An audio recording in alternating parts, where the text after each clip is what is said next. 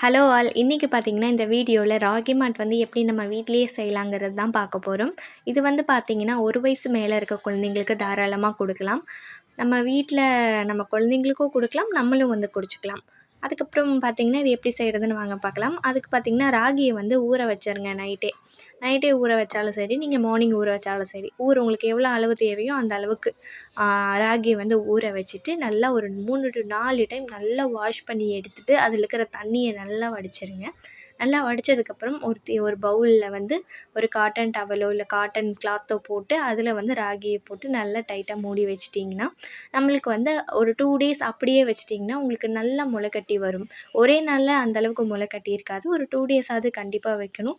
அப்போ தான் வந்து உங்களுக்கு நல்லா முளைக்கட்டி வரும். இதில் வந்து பார்த்திங்கன்னா நம்மளுக்கு ப்ரோட்டீன் அதிகமாக கிடைக்கும், அயன் கிடைக்கும், கால்சியம் இருக்குது, லாட்ஸ் ஆஃப் கால்சியம் இருக்குது, ஃபைபர் இருக்குது. ஸோ நம்மளுக்கு உடம்புக்கு தேவையான எல்லா சத்துமே இதில் இருக்குது.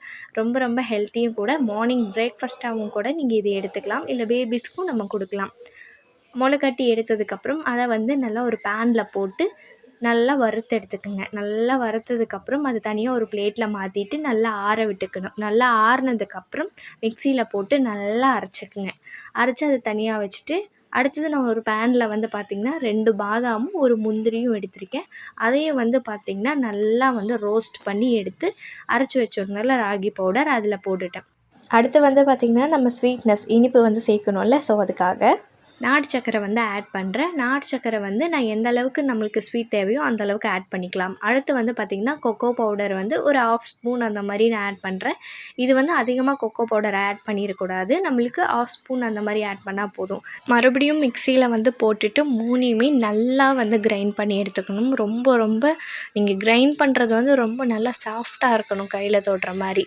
ஸோ நல்லா கிரைண்ட் பண்ணி எடுத்துட்டிங்கன்னா நம்மளுக்கு வந்து ராகி மாட் ரெடி ஆயிடும். அதை நீங்கள் வந்து ஒரு டப்பாவில் வந்து ஸ்டோர் பண்ணி வச்சுக்கலாம். நான் வந்து பார்த்திங்கன்னா பாப்பா இருக்கிறதுனால கம்மி குவான்டிட்டி தான் செஞ்சுருக்கேன். நல்லா பால் காய வச்சு அதில் போட்டு ஆற்றி குடிக்கிறது தான். நம்ம ரெடி பண்ண பவுடர் வந்து 2 ஸ்பூன் ஆட் பண்ணிக்கிறேன். 1 2.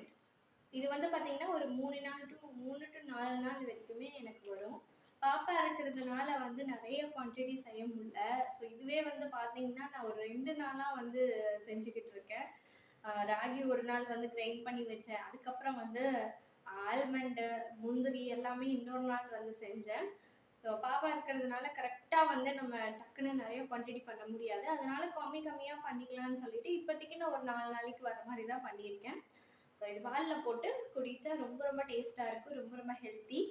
கண்டிப்பாக நீங்கள் ட்ரை பண்ணி பாருங்கள். இதோட டேஸ்ட் வந்து பார்த்திங்கன்னா நம்ம கடையில் ராகி மாட் வாங்கி குடித்தா எப்படி இருக்கும், சேம் அதே மாதிரி தான் இருக்கும். எந்த வித டிஃப்ரென்ஸும் இருக்காது. கண்டிப்பாக வந்து எல்லாருமே மார்னிங் இது குடிக்கிறது ரொம்ப நல்லது. உங்கள் குழந்தைங்களுக்கும் கொடுங்க. வெயிட் கெயினுக்கும் வந்து ஹெல்ப் பண்ணும். இதில் நிறையா சத்துக்கள் இருக்கிறதுனால ஸோ அவங்களுக்கு ஈஸியாகவும் வந்து டைஜஷன் ஆகும். ஸோ எந்த வித ப்ராப்ளமும் வராது. தாராளமாக நம்ம வந்து கொடுக்கலாம். டேஸ்ட்டாகவும் இருக்கும். இதே மாதிரி வீடியோஸ் பார்க்க நம்ம சேனலில் இன்னும் சப்ஸ்கிரைப் பண்ணாமல் இருந்தால் கண்டிப்பாக சப்ஸ்கிரைப் பண்ணி வச்சு சப்போர்ட் பண்ணுங்கள்.